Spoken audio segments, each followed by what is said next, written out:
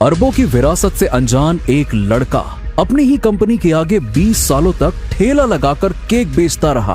पर एक दिन कंपनी की सीईओ जैसे ही उस केक का एक बाइट लेती है, उसे टेस्ट जाना पहचाना लगता है। वो देखती है कि उस केक में अश्वगंधा मिला हुआ था, ठीक वैसा ही जैसे 20 साल पहले खोया हुआ उसका बेटा बनाता था। वो तुरंत उस स्टॉल पर वापस गई। उसी वक्त माया को 20 साल पहले का वो पल याद आया जब जानलेवा बीमारी के कारण उसके पास सिर्फ कुछ ही दिन बचे थे। पति के छोड़ने के बाद उसका बेटा देव ही उसके लिए सब कुछ था। वो चाहती थी कि उसके पिता यानी कि देव के नाना उसे अपना लें। पर जब माया ने उन्हें फोन किया, तुम्हारा दिमाग खराब हो गया क्या? वो नाजायज बच्चा हमारे परिवार के लिए कलंक है। अगर तुम उस बच्चे को भूल जाती हो ना, तो मैं तुम्हें अपनी बेटी स्वीकार कर लूंगा और तुम्हारे इलाज के लिए देश का सबसे बड़ा डॉक्टर लेके आऊंगा। पापा, मैं ऐसा कभी नहीं करूंगी।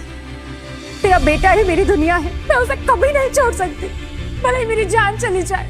तो जाओ मरो, जो करना है करो। हाँ, मैं सोच लूंगा कि तुम मेरी बेटी थी नहीं कभी। बाहर खड़े देव ने सब कुछ सुन लिया था। उस छोटे से बच्चे ने उस दिन अपनी जिंदगी का सबसे बड़ा फैसला लिया। आंसुओं को छुपाकर चेहरे पर मुस्कान लिए वो कमरे में अंदर आया। वो अपनी माँ माया के लिए बनाया गया केक और महीनों पॉकेट मनी बचाकर अपनी माँ के लिए खरीदे गए गिफ्ट देखकर माया की आंखों में आंसू आ गए।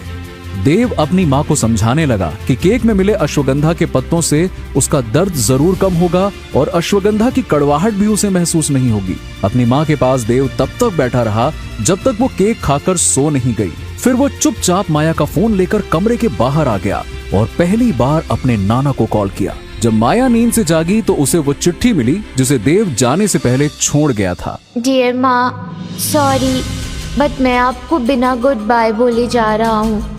मैं चाहता था कि आप हमेशा मेरे पास रहो, पर मैं आपको इस हालत में नहीं देख पा रहा हूँ।